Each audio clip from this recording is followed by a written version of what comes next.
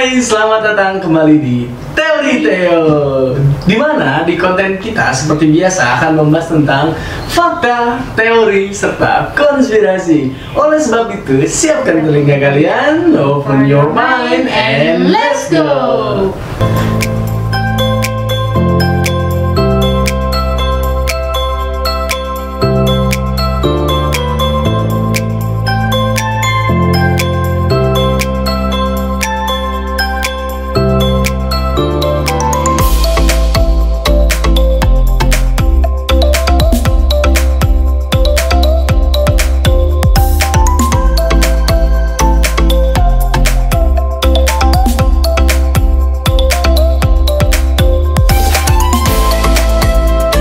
Oke guys, seperti biasa saat kita nanti akan membahas tentang konten konspirasi, gua nggak bakalan sendiri. Pasti gue ditemani dengan ahlinya, The Master of Konspirasi, Biang Gosip. Kok Biang Gosip sih? Emang aku pernah gosipin kamu?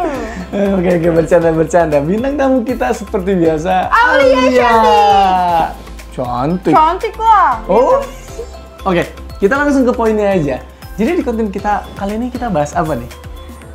Aku mau ngebahas tentang pendaratan astronomi di bulan. Hoax atau fakta sih?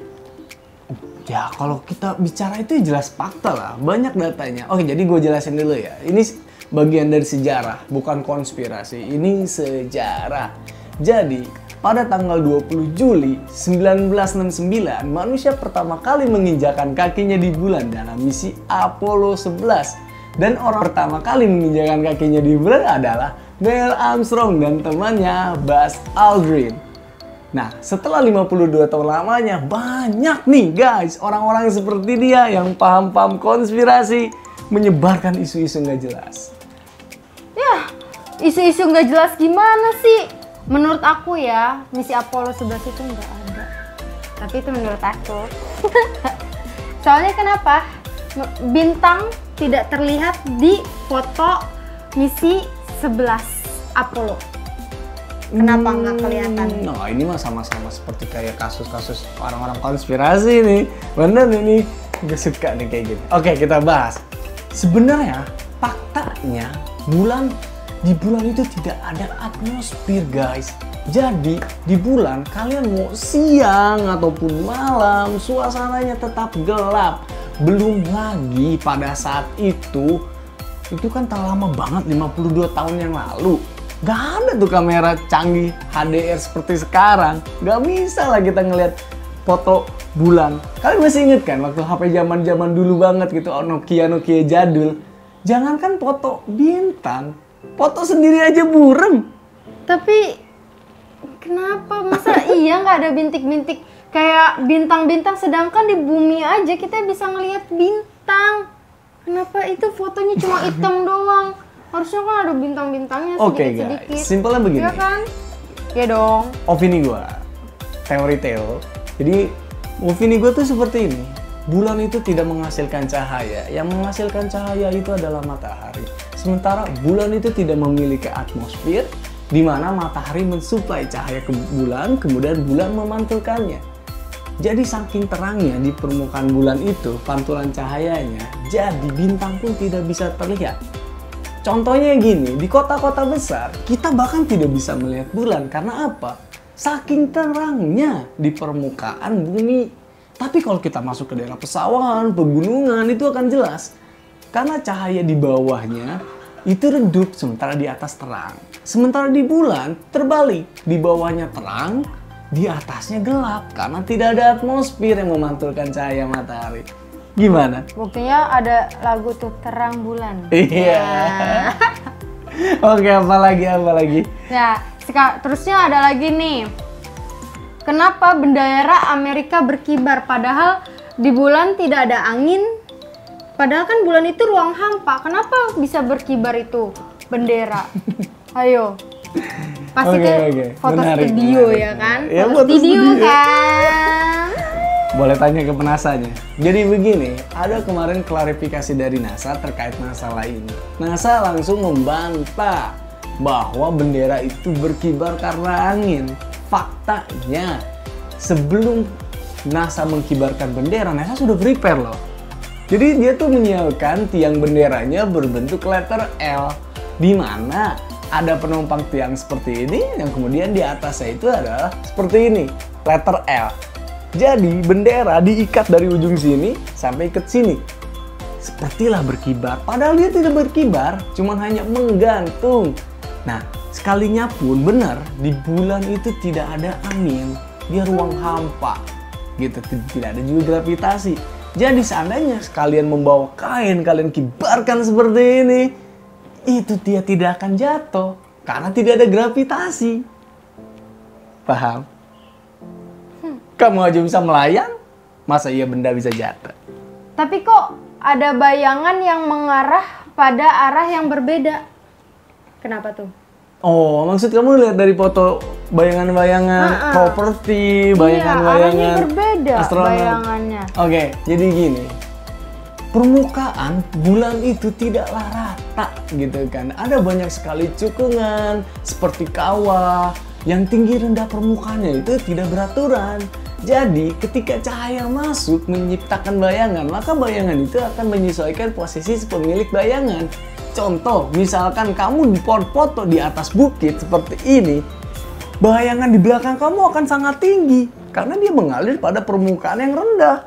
Sementara kalau kamu foto di permukaan yang rendah seperti ini di bawah gini, bayangan kamu akan bayangan kamu akan pendek. Jadi kebalikannya seperti itu. Gitu. Paham? Oh, gitu. Terus ada lagi nih. Apa tuh? Ada lagi nih. Ada jejak kaki yang sempurna di bulan, padahal bulan itu tahu sendiri kan cuma ada batu-batuan, seakan bulan itu ada debu, ada air. Padahal kan tahu sendiri bulan kan cuma batu, Bambang. Kenapa ada jejak kaki di misi Apollo 11? Susah banget nih kita kalau berdebat dengan orang-orang yang mengerti konspirasi seperti ini, lucu gitu. Oke, kita akan bahas dulu. Kenapa? Jadi kita bahas awal mula terciptanya bulan. Kenapa dia mengatakan kok bisa ada jejak kaki di bulan? Iya, kenapa? Padahal di bulan itu nggak berdebu gitu. Iya, betul. Itu salah besar. Jadi menurut para ilmuwan, sejarah terciptanya bulan adalah sekitar 4,5 miliar tahun lalu. Jadi itu lama banget guys. Terjadi akibat adanya tabrakan antara protoplanet sebesar planet Mars dengan bumi. Dan dia menabrak dengan cukup besar skalanya sampai menghancurkan dan terciptalah bulan. Jadi kita bisa tahu bahwa bulan itu tercipta akibat tabrakan. Jadi kemungkinan di bulan itu masih berbentuk seperti batuan dan kemungkinan ada debu dan tanah. Meskipun dia berbentuk batu, jadi kemungkinan besar jejak kaki akan pasti ada. Oh. Paham? Masa iya?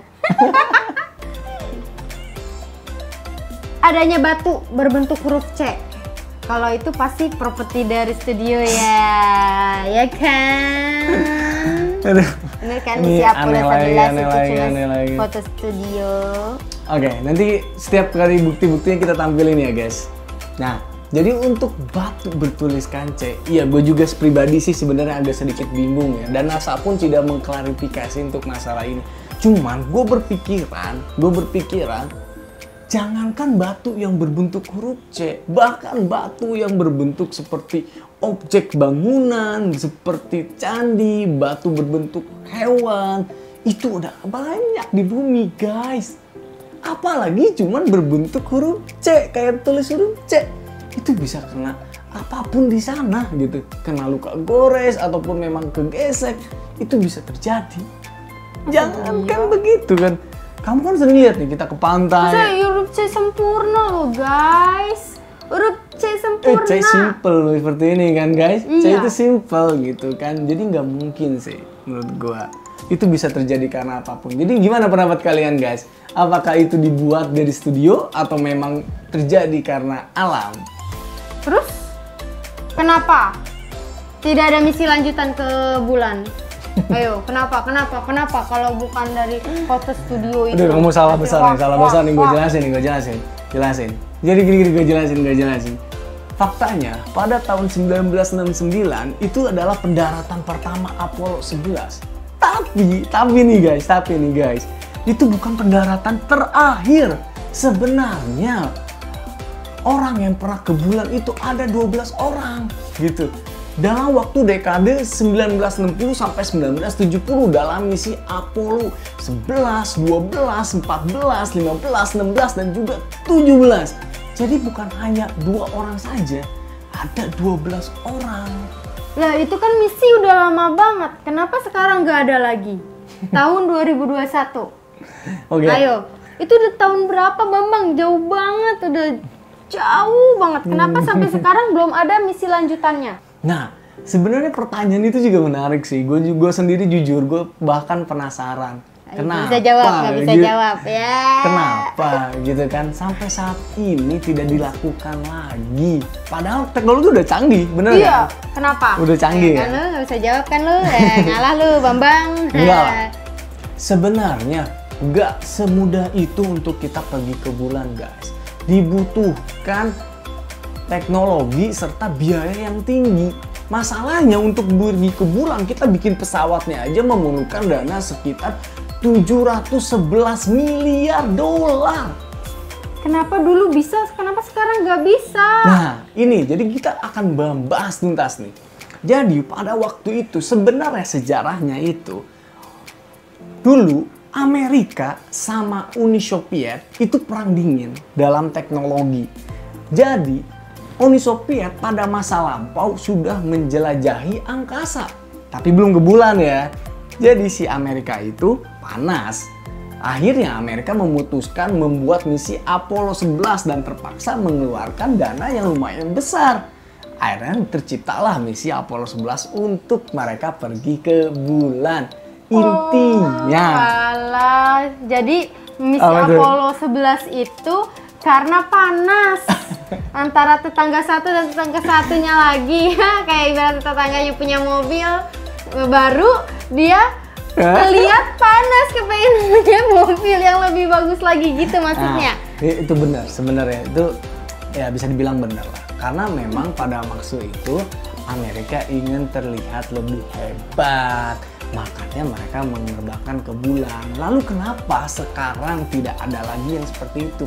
Karena memang saat kita ke sana tidak ada yang kita dapatkan. Kenapa?